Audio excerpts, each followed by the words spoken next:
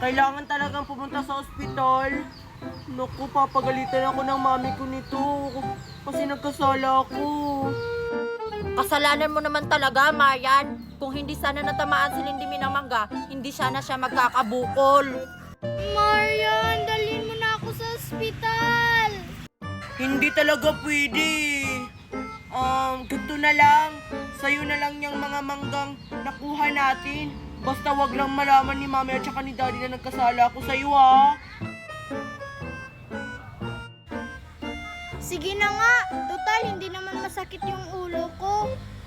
Sige, uuwi na ako. Basta wag niyo akong isumbong, ha? Uy, Lindy Mi, ang galing talaga natin, no? Nauto na naman natin si Marian. Di ba, hindi masakit yung ulo mo?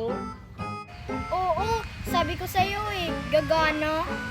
Oh, tara na. Umalis na tayo dito. Baka makita pa tayo ni Marian. Kunin na natin yung mga nakuha nating mangga. Sige.